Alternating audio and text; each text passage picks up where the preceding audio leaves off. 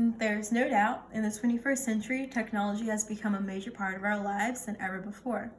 Every part of the economy is investing a lot of resources to realize the efficiency that comes with technology.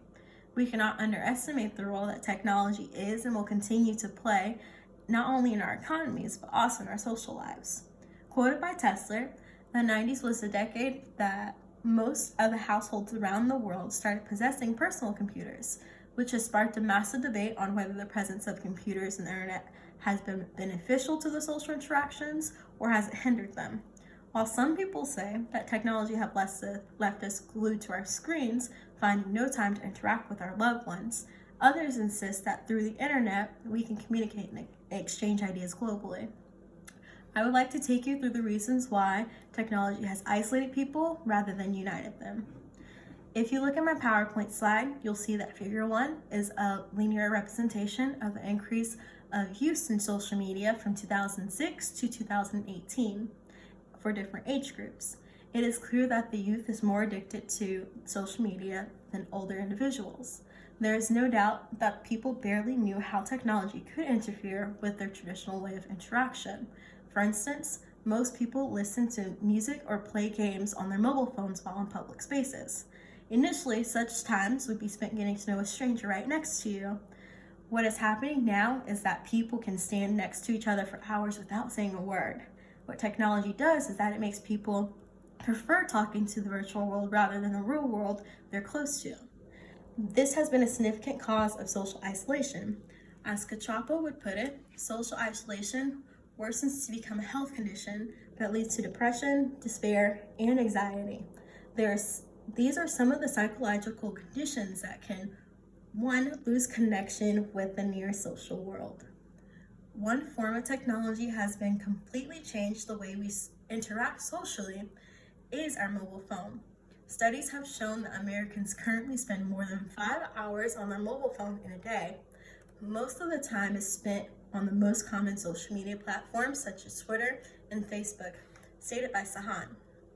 The aspect of spending too much time on social media is called media bubbles. It stems from the fact that we are over-dependent on technology, which has transferred public spaces into private and mobile spheres. The effect of media bubble has gone so far that some cities have rolled out paths where people on their mobile phones can use. In short, authorities are becoming more aware of the level of addiction that comes with the use of smartphones. We now have this new need that to always be glued to our screens so that we need exclusive paths to satisfy our addiction. If this is not one way that shows technology has put us away from the real world, there's no other type of isolation we're looking forward to. Our addiction to always be glued to our phones has limited our face-to-face conversations.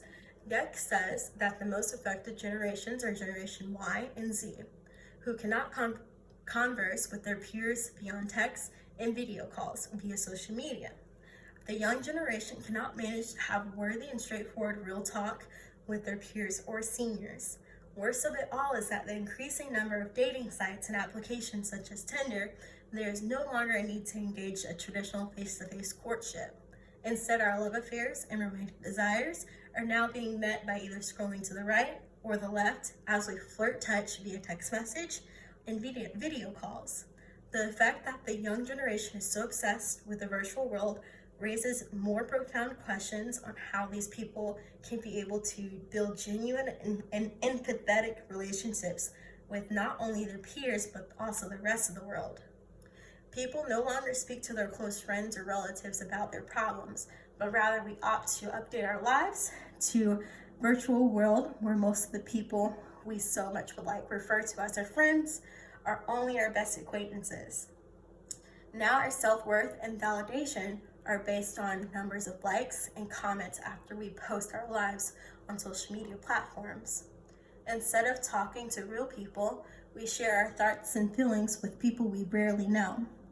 This left us with numerous of questions of how we expect to live our delighted life if all we do is rely on the validation from a virtual and superficial world. Edwards says that it is through relevance upon technology that we can sometimes end up being the receptionist of bitter disappointment that leads us to further isolate since we feel the whole world doesn't like us. What is a better way to express isolation than the results of cyberbullying? As stated by Huff and Mitchell, one of the leading causes of suicide in today's world is cyberbullying. People in the virtual world will troll others because of their appearance, body, and look so much that are affected by such bullying to go into depressions. The worst affected people are internet influencers or celebrities who primarily communicate to the world through social media. Instead of celebrating these people, we end up looking for the smallest mistake in their social lives and use it as shortfalls to wreck them. The worst cyberbullying is that it can happen with exemption. Few authorities can make people who cyberbully responsible for their mistakes.